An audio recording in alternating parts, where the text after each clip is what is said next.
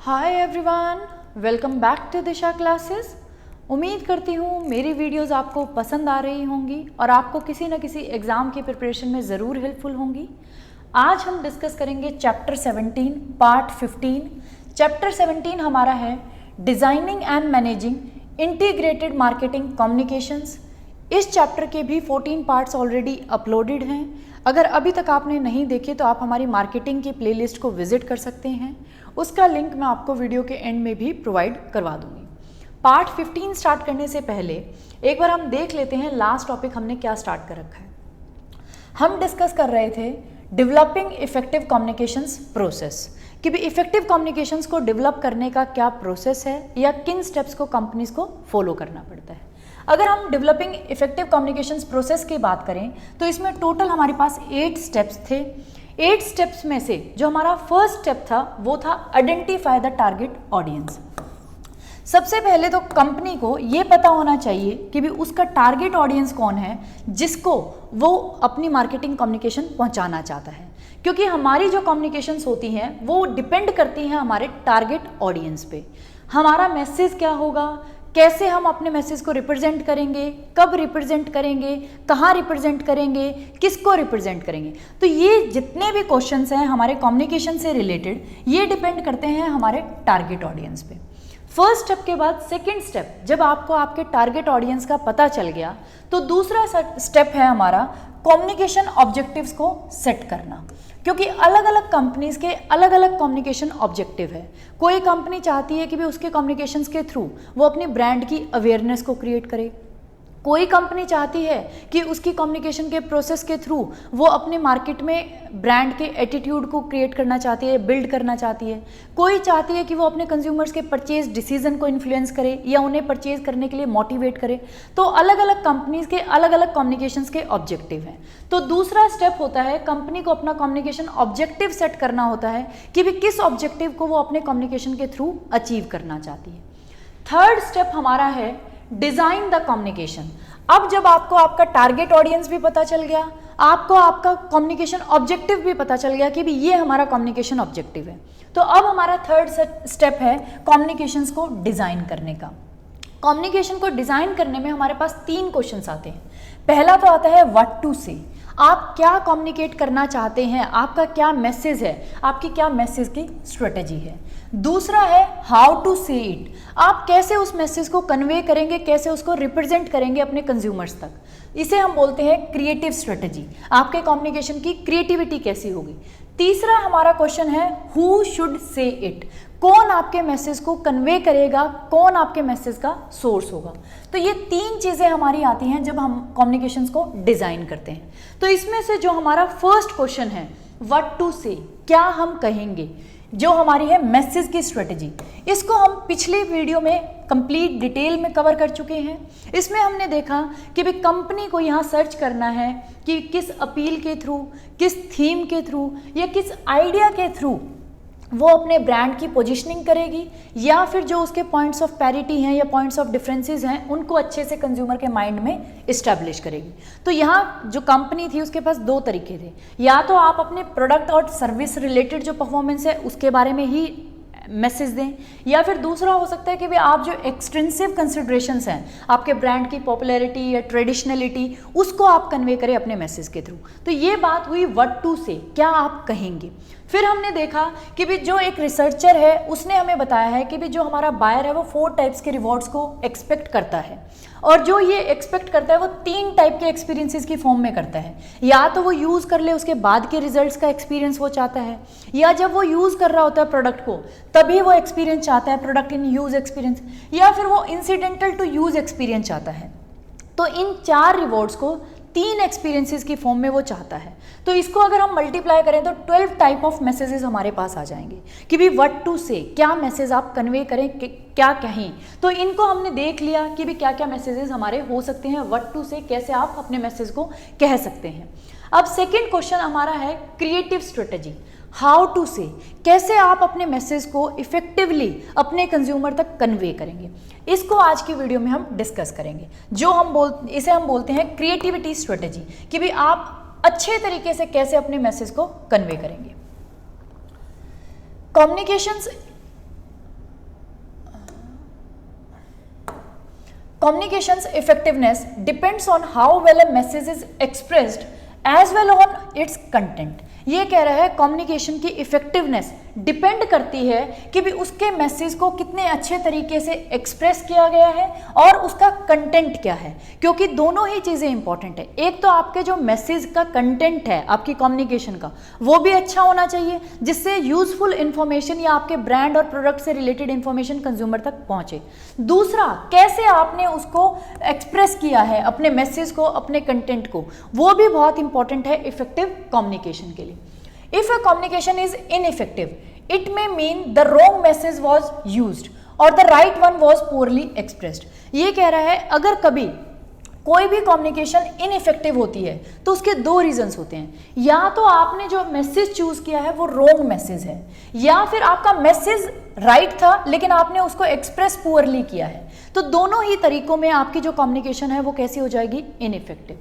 Creative strategies are the way marketers translate their messages into a specific communication. ये कह रहा है creative strategy के थ्रू हम ये देखते हैं, मार्केटर्स उन तरीकों को देखते हैं कि भी किस तरीके से वो अपने मैसेजेस को एक स्पेसिफिक कम्युनिकेशन में कन्वर्ट करेंगे या ट्रांसलेट करेंगे। मीन जो उनका मैसेज है वो कैसे उसको कन्वे करेंगे, कैसे उसको रिप्रेजेंट करेंगे, कैसे कंज्यूमर तक पहुंचाएंगे, इसकी हम बात करते हैं क्रिएटिव स्ट्रेटेजीज में। मैसेज डिसाइड हो चुका है व्हाट टू से, लेकिन अब बात आ रही है हाउ टू से, कैसे अब मार्केटर उस मैसेज को ट्रांसलेट करेगा कम्युनिकेशन में, कि भी कैसे वो उसे रिप्रेजेंट करेगा कम्युनिकेशन की फॉर्म में। We can broadly classify them as either informational और ट्रांसफॉर्मेशनल अपील। ये कह रहा है अब दो तरीके हैं क्रिएटिव स्ट्रेटेजी के कि भी कैसे आप अपने मैसेज को रिप्रेजेंट करेंगे। एक है आप इंफॉर्मेशनल अपील को यूज कर सकते हैं, दूसरा है आप ट्रांसफॉर्मेशनल अपील को यूज कर सकते हैं। तो पहले हम डिस्कस करेंगे इंफॉर्मेशन अपील को। इंफॉर्मेशन अपील की अगर हम बात करें, an informational appeal elaborates on product और सर्विस एट्रीब्यूट्स और बेनिफिट्स। ये कह रहा है जब आप इंफॉर्मेशनल अपील यूज कर रहे हैं अपने मैसेज को कन्वे करने के लिए, तो वहां आप क्या करते हैं उस अपील में, अपने प्रोडक्ट और सर्विस के जो आपके एट्रीब्यूट्स हैं या बेनिफिट्स हैं, एट्रीब्यूट्स मतलब फीचर्स हैं, या तो आप अपने बेनिफिट जो प्रोडक्ट और सर्विस है उसके फीचर्स को या उसके बेनिफिट्स को एलोबरेट करके दिखाते हैं, उनको रिप्रेजेंट करते हैं। पहला तरीका तो ये इंफॉर्मेशनल अपील का। एग्जाम्पल्स इन एडवर्टाइजिंग आर, ये कह रहा है अब इसके एग्जाम्पल्स देख लेते हैं कैसे आप अपने प्रोडक्ट और सर्विस के फीचर्स और बेनिफिट्स को दिखाते हैं। Examples are problem solution aids. आप देखते हैं जैसे एक ये एलिवे है, इसने ऑफर किया कि भी हमारी जो मेडिसिन है वो आपको लॉन्ग लास्टिंग रिलीफ दिलाएगी, किससे, पेन्स और एक्ने से। क्लियर। प्रोडक्ट डेमोन्स्ट्रेशन एड्स भी आप देखते हैं जिसमें आपको वो प्रोडक्ट की डेमोन्स्ट्रेशन करके दिखाते हैं कि भी कैसे उनका प्रोडक्ट काम करता है। तीसरा हो सकता है product comparisons add. Product comparisons में आप ये देखते हैं कि भी वो अपने प्रोडक्ट को दूसरे प्रोडक्ट से कंपेयर करते हैं। जैसे AT&T offers the largest 4G mobile networks. वो यहाँ कह रहे हैं कि भी हम ही एक ऐसा कंपनी है जो 4G मोबाइल नेटवर्क्स को प्रोवाइड करवा रहे हैं और वो भी largest. And testimonials from unknown और सेलिब्रिटी इंडोर्सर्स। ये कह रहा है आप टेस्टिमोनियल्स भी रिप्रेजेंट कर सकते हैं, दिखा सकते हैं इंफॉर्मेशन प्रोवाइड करवाने के लिए अपने प्रोडक्ट या अपनी सर्विस के बारे में। जैसे समथिंग दैट रिकमेंड्स और दैट सर्व्स एज एविडेंस। मतलब टेस्टिमोनियल्स का मतलब है कोई ऐसी चीज़ जो किसी को कुछ रिकमेंड कर रहा हो या फिर एज अ एविडेंस आप दिखा रहे हो, तो वो टेस्टिमोनियल्स आपके अननोन या सेलिब्रिटी किसी भी तरफ से हो सकते हैं। आप कोई अननोन बंदा है, क्योंकि आप कई बार एडवर्टाइजमेंट्स देखते होंगे, घुटनों में दर्द की एडवर्टाइजमेंट आती है कि भी घुटनों में दर्द है, तो वो जो कंज्यूमर्स होते हैं वो तो क्या है, अननोन बंदे हैं, वो सेलिब्रिटी नहीं है जिनको सब जानते हैं, वो अननोन बंदे हैं। आप उन पेशेंट्स के थ्रू कन्वे करवाते हैं कि भी वो उसको रिकमेंड कर रहे हैं कि भी आप ये ऑयल यूज़ करें, बहुत अच्छा है, ये इसके ये फीचर्स हैं, इसको ऐसे ही लगाया जाता है, इसके ये बेनिफिट्स हैं। तो आप अपने प्रोडक्ट और सर्विस के फीचर्स और बेनिफिट्स को किसके थ्रू दिखा रहे हैं, टेस्टिमोनियल्स, जो आप किसके थ्रू करवा रहे हैं, अननोन बंदों के थ्रू जो पेशेंट्स थे जिनको इफेक्ट हुआ है, बेनिफिट मिला है। या फिर आप सेलिब्रिटीज के थ्रू भी करवा सकते हैं, जैसे कोई सेलिब्रिटी है जो हमारे क्रिकेट स्टार्स हैं या बॉलीवुड स्टार्स हैं, उनके थ्रू आप किसी ब्रांड के फीचर्स या बेनिफिट्स को दिखा रहे हो।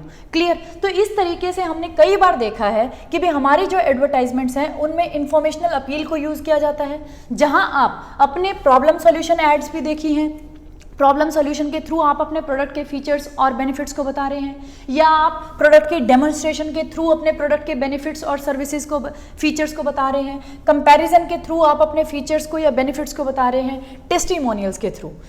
Informational appeal assumes strictly rational processing of the communication on the consumer's part। ये कह रहा है इंफॉर्मेशनल अपील में हम स्ट्रिक्टली ये एज्यूम करके चलते हैं कि भी हमारा जो कम्युनिकेशन का पार्ट होगा, कंज्यूमर का जो पार्ट होगा, उसमें हम रैशनल पे ही फोकस करेंगे। मींस आप यहाँ प्रोडक्ट और सर्विस के फीचर्स और बेनिफिट्स को ही दिखाएंगे, आप उन्हें कोई एक्सटेंसिव, क्योंकि हमने अभी पिछले ही वीडियो में जब बात करी थी कि भी दो तरीके हैं अपने मैसेज को कन्वे करने के, या तो आप प्रोडक्ट और सर्विस से रिलेटेड परफॉर्मेंस को दिखाएं, या फिर आप जो एक्सटेंसिव कंसिडरेशंस हैं, आपकी ब्रांड की जो पॉपुलैरिटी है या कंटेम्प्रेरी है, ट्रेडिशनल है, उनको दिखाएं। तो यहाँ हम बात कर रहे हैं कि भी इंफॉर्मेशनल अपील में जो हम मोस्टली फोकस करते हैं वो हमारी रैशनल प्रोसेसिंग पे करते हैं कि भी हम कंज्यूमर को रैशनल चीज़ें बताते हैं हमारे प्रोडक्ट और सर्विस के बारे में कि भी क्या इसके फीचर्स हैं, क्या इसके बेनिफिट्स हैं। Carl Howard's research at Yale has shed much light on informational appeals and their relationship to such issues as conclusions drawing, one-sided versus two-sided arguments, order of argument, presentation। ये कह रहे हैं जो ये कार्ल होवलैंड हैं, इन्होंने हमारी इंफॉर्मेशनल अपील के ऊपर बहुत ज़्यादा लाइट डाली है, बहुत ज़्यादा रिसर्च करी है, और इन्होंने ये भी बताया है कि जो इंफॉर्मेशनल अपील का रिलेशनशिप है कुछ चीज़ों के साथ, जैसे आपको कंक्लूजन ड्राइंग कि भी आपकी जो इन्फॉर्मेशनल अपील हो, जो आपकी एडवर्टाइजमेंट हो, अगर आप उसमें इन्फॉर्मेशनल अपील को यूज़ कर रहे हो तो आप उसमें सीधा कंक्लूजन निकाल के देंगे या कंज्यूमर को क्वेश्चन देंगे कि भी वो खुद ही अपना कंक्लूजन ड्रॉ करे। One sided versus two sided arguments, आप अपनी इन्फॉर्मेशनल अपील में जो एडवर्टाइजमेंट में एक साइड आर्ग्यूमेंट रखेंगे या टू साइडेड आर्ग्यूमेंट्स रखेंगे, आपके आर्ग्यूमेंट की प्रेजेंटेशन का ऑर्डर क्या होगा, वन साइडेड है तो कैसे रिप्रेजेंट करेंगे, टू साइडेड है तो पहले कौन से साइड को रिप्रेजेंट करेंगे। तो इन पे उन्होंने लाइट डाली है। तो इन्होंने कहा some early experiments spotted stating conclusions for the audience. ये कह रहे हैं जब उन्होंने स्टार्टिंग में रिसर्च करी, एक्सपेरिमेंट करा, तो उन्होंने देखा कि भी आप क्या करें, कंज्यूमर्स के लिए कंक्लूजन्स दिखा दें, आप खुद ही ड्रॉ करके स्टेटिंग कंक्लूजन्स फॉर द ऑडियंस, आप ऑडियंस के लिए खुद ही कंक्लूजन्स दिखा दें। सब्सिक्वेंट रिसर्च, लेकिन जो बाद में रिसर्च हुई, however indicates that the best aid ask question and allow reader and viewers to form their own conclusion. ये कह रहे हैं लेकिन बाद में जो रिसर्च हुई उनमें हमने देखा कि भी वो एड सबसे बेस्ट हैं जो क्वेश्चंस को पूछती हैं और जो रीडर्स हैं या हमारे एडवर्टाइजमेंट को देखते हैं, व्यूअर्स हैं, उनको अलाउ करती है कि भी वो खुद अपना कंक्लूजन ड्रॉ करे या अपना कंक्लूजन खुद निकाले। तो पहले तो हमने देखा कि जब भी आप इंफॉर्मेशनल अपील को यूज करके एडवर्टाइजिंग कर रहे हैं तो आप क्या करें, जो ऑडियंस के लिए कंक्लूजन है उसको आप ही बता दें कि भी ये कंक्लूजन है हमारी एडवर्टाइजमेंट का। लेकिन बाद में हमने देखा कि वो एड सबसे बेस्ट है जो व्यूअर्स हैं या हमारे रीडर्स हैं उनको क्वेश्चन पूछती है और उनको अलाउ करती है कि वो खुद ही अपना कंक्लूजन फॉर्म करें। क्लियर, ये बात हुई हमारे कंक्लूजन को लेके कि भी कंक्लूजन आपको खुद देना चाहिए या रीडर और व्यूअर के ऊपर छोड़ देना चाहिए कि भी वो खुद ही अपना कंक्लूजन ड्रॉ करे। दूसरी चीज है, you might expect one sided presentation that praise a product to be more effective than two sided arguments that also mention shortcoming.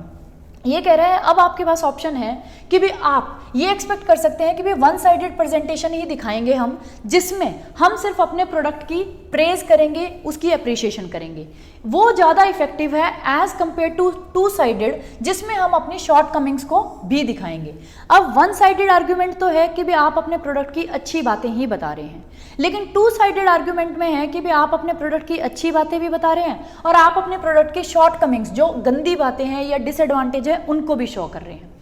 Yet two-sided messages may be more appropriate, especially when negative associations must be overcome। ये कह रहा है one sided तो ठीक है, लेकिन अगर आपको टू साइडेड आर्ग्यूमेंट को यूज करना है कि भी आप अपने प्रोडक्ट की शॉर्ट कमिंग्स को भी दिखा रहे हैं, नेगेटिव बातों को भी दिखा रहे हैं, तो वहाँ ये मैसेजेस कहाँ ज़्यादा अप्रोप्रिएट हैं, जब आपके जो नेगेटिव चीज़ें आपके प्रोडक्ट से रिलेटेड हैं उनको ओवरकम किया जा सकता है, उनका आपके पास सॉल्यूशन है, उनका आपका प्रोडक्ट सॉल्यूशन कर सकता है।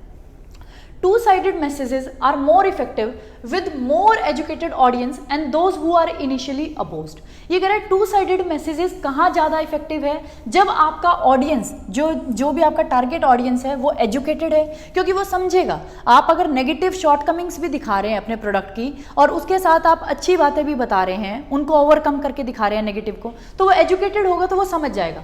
या फिर जहाँ आपके ऑडियंस पहले आपसे अपोज्ड थे, तो आप क्या करेंगे, पहले वो दिखाएं कि भी ये शॉर्टकमिंग्स थी जिसकी वजह से आप अपोज थे, लेकिन उसके बाद आप अपने प्रोडक्ट की अच्छी बातें, बेनिफिट्स भी बताएं जिससे वो उसके फेवर में भी आ जाएं। तो हमारे जो टू साइडेड मैसेजेस हैं वो मोर इफेक्टिव है एजुकेटेड ऑडियंस के साथ, या फिर जहां हमें पहले अपोज किया गया था अब हम उन कमियों को ओवरकम कर चुके हैं। Chapter 6 describe how Domino's took the drastic step of admitting to its pizza's taste problem। ये कह रहा है चैप्टर 6 में एक एग्जांपल दे रखा है कि भी डोमिनोज ने एक बहुत बड़ा स्टेप लिया था कि भी उन्होंने जो उनके पिज़्ज़ा के टेस्ट में जो प्रॉब्लम आ रही थी उसको एडमिट कर लिया था। तो आप खुद देखिए कि भी अपनी शॉर्टकमिंग्स को उन्होंने एडमिट किया और कंज्यूमर को जो नेगेटिव परसेप्शन थी उसको चेंज किया, माइंड को, कि भी हम एक्सेप्ट कर रहे हैं, लेकिन उन्होंने ट्राई किया कि भी अपने कंज्यूमर के माइंड को चेंज करने का, जो भी वो नेगेटिव परसेप्शन उन्होंने बना रखी थी डोमिनोज के पिज़्ज़ा को लेके। तो यहाँ से हमने ये भी देख लिया कि भी अगर आप इंफॉर्मेशनल अपील को यूज़ करते हैं, पहली बात तो कि भी आपको कंक्लूजन्स देने चाहिए या व्यूवर्स को क्वेश्चंस पूछने चाहिए और उन्हें अलाउ करना चाहिए कि वो खुद ही कंक्लूजन ड्रॉ कर लें, वो भी हमने देख लिया। दूसरा हमने देखा वन साइडेड आर्ग्यूमेंट होना चाहिए या टू साइडेड आर्ग्यूमेंट आपकी इंफॉर्मेशनल अपील में होना चाहिए। अब है फाइनली द ऑर्डर।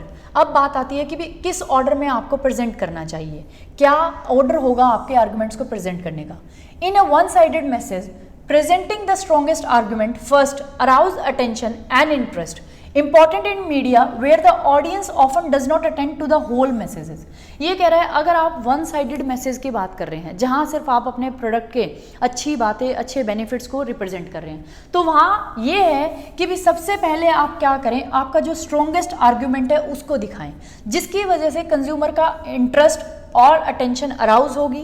और ये उन मीडिया में ज़रूरी है जहां ऑडियंस पूरा मैसेज अटेंड नहीं करता, वो थोड़ा सा मैसेज ही देखता है, थोड़ा सा मैसेज देखेगा, आपकी थोड़ी सी एडवर्टाइजमेंट देखेगा। तो ज़रूरी है कि भी आपका जो स्ट्रॉन्गेस्ट आर्ग्यूमेंट है उसको आप सबसे पहले रिप्रेजेंट कर दें, जिसकी वजह से अटेंशन भी आ जाएगी, इंटरेस्ट भी आ जाएगी, और वो मीडिया ऐसा है कि भी पूरा मैसेज कंज्यूमर नहीं देखेगा तो वो मैसेज भी पहुँच जाएगा, जो स्ट्रॉन्गेस्ट पॉइंट था।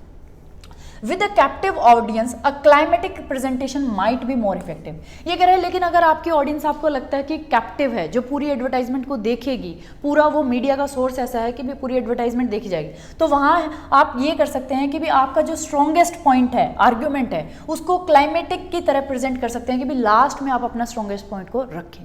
तो ये हमने देख लिया कि वन साइडेड में कैसे आप आर्ग्यूमेंट्स को प्रेजेंट कर सकते हैं। अब बात आती है टू साइडेड की।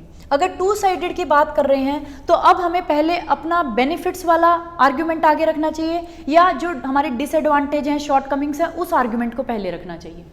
For a two sided message if the audience is initially opposed, start with the other sides argument and conclude with your strongest argument. ये कह रहे हैं जब हम टू साइडेड मैसेज की बात कर रहे हैं, अगर आपके ऑडियंस आपके पहले अगेंस्ट थे तो आप पहले उनके आर्ग्यूमेंट से ही स्टार्ट करें, जिस चीज़ पे वो अगेंस्ट थे उनसे स्टार्ट करके, और जब आप कंक्लूड करें तो अपने स्ट्रॉन्गेस्ट आर्ग्यूमेंट के साथ कंक्लूड करें कि भाई आप इस वजह से हमसे अगेंस्ट थे, लेकिन आप ये देखें हमारा स्ट्रॉन्गेस्ट पॉइंट क्या है, उसके साथ आप कंक्लूड करें।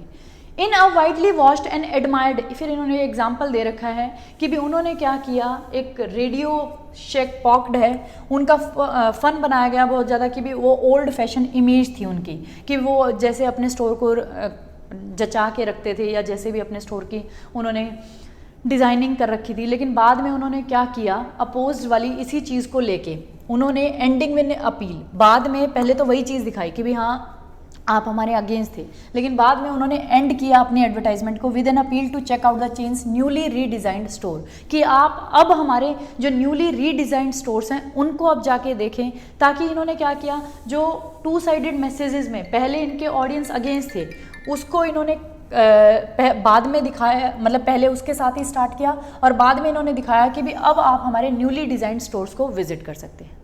तो ये था हमारा आज का टॉपिक जिसमें हमने इन्फॉर्मेशनल अपील को डिस्कस किया। जो हमारी क्रिएटिविटी स्ट्रेटेजी की दूसरी अपील है, ट्रांसफॉर्मेशनल अपील, इसको हम कल की वीडियो में डिस्कस करेंगे।